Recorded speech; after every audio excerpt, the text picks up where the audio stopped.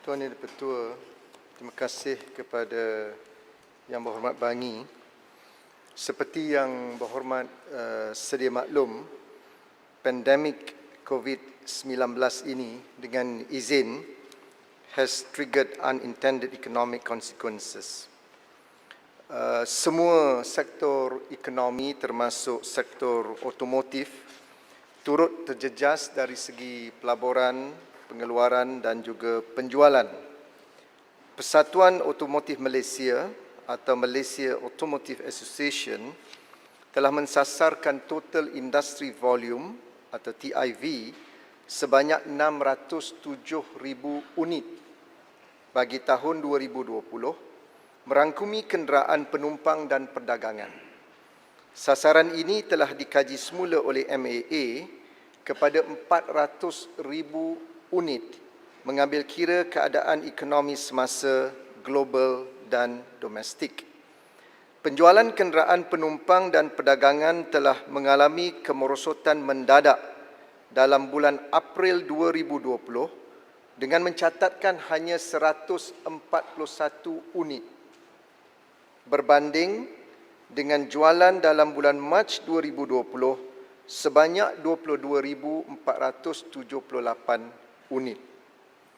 Berikutan langkah kerajaan membuka semula sektor-sektor ekonomi mulai 4 Mei 2020, jumlah jualan kenderaan kembali meningkat pada bulan Mei 2020 dengan TIV sebanyak 22,960 unit. Jumlah jualan kenderaan tersebut masih jauh lebih rendah berbanding 60,760 unit yang dicatatkan bagi bulan yang sama pada tahun 2019.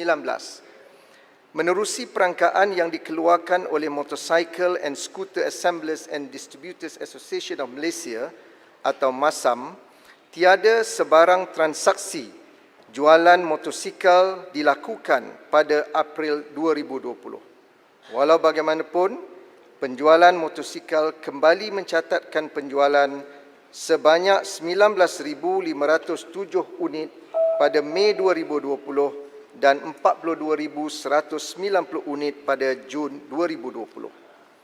Pelan Jana Semula Ekonomi Negara atau Penjana telah menawarkan insentif pengecualian cukai jualan 100% bagi kenderaan penumpang yang dipasang di dalam negara dan pengecualian 50% ke atas kenderaan penumpang yang diimport. Kadar cukai jualan adalah 10% daripada harga kenderaan di kilang.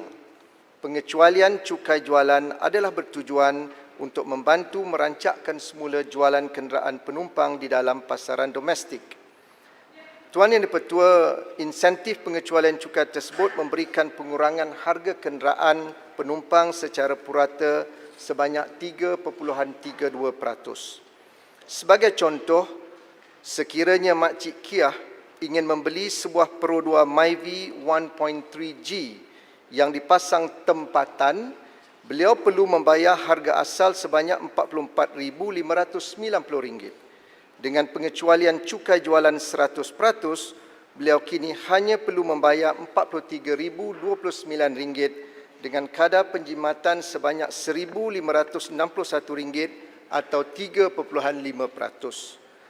Satu lagi contoh, sekiranya Encik Ong membeli Mercedes-Benz S560 yang diimport, beliau perlu membayar harga asal sebanyak RM658,888 dengan pengecualian cukai jualan sebanyak 50%. Yang Berhormat, saya nak tanya, kenapa yang Melayu beli Myvi, yang Cina beli Mercedes? Yang Berhormat, Ni satu racial stereotyping. Ya, ini floor minister. Saya nak highlight benda tu je lah. Nanti soalan tambahan Yang Berhormat nak tanya ke, saya pilih balik.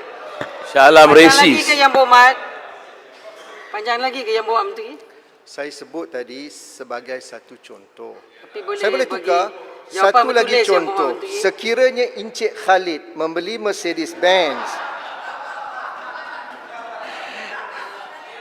S560 YB, bukan yang Cik, diimport, Dari beliau Shah Alam. perlu membayar harga asal sebanyak RM658,888. Dengan pengecualian cukai jualan sebanyak 50%, beliau kini hanya perlu membayar RM646,626 dengan kadar penjimatan sebanyak RM12,262 atau 1.86%. Pihak kerajaan khususnya MITI sedang menyusun semula pelan tindakan dalam melaksanakan Dasar Otomotif Nasional 2020 bertujuan menjadikan sektor otomotif negara lebih berdaya saing dan maju. Langkah ini akan dapat membantu menyegerakan pemulihan sektor otomotif negara melalui galakan pelaburan dalam segmen kenderaan berteknologi tinggi dan mesra alam sekitar, pembangunan tenaga mahir tempatan, peningkatan aktiviti pembuatan bernilai tinggi terutamanya bagi produk pasaran lepas jualan atau dengan izin after sales market serta mengaplikasikan teknologi termaju dalam rantaian bekalan otomotif. Terima kasih. Yang Berhormat, Yang Berhormat Menteri. Terima kasih Yang Berhormat Bangi. Kita sedia maklum bahawa NAP 2020 yang dilancarkan pada awal tahun ini memberikan fokus kepada 3 elemen yang baru iaitu Next Generation Vehicle, Mobility as a Service dan juga Industrial Revolution 4.0. Khusus untuk Next Generation Vehicle ini, kita sedang membangunkan standard kenderaan EV dan juga Next Generation yang dijangka akan diperkenalkan pada tahun 2021. Dan untuk makluman Yang Berhormat, pembangunan test bed Next Generation Vehicle ini sedang dibangunkan di Cyberjaya bagi tujuan memudah cara pengujian dan juga pembangunan tempatan kaitan dengan Next Generation ini. Terima kasih. Terima kasih.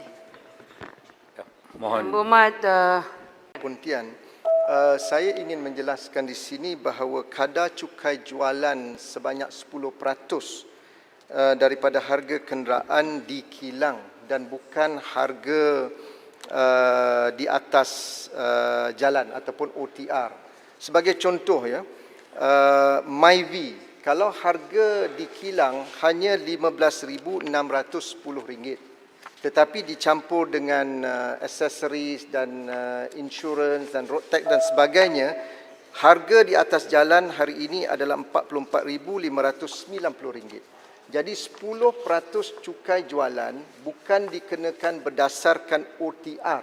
10% adalah dikenakan berdasarkan harga di kilang. Jadi bila kita waive 100%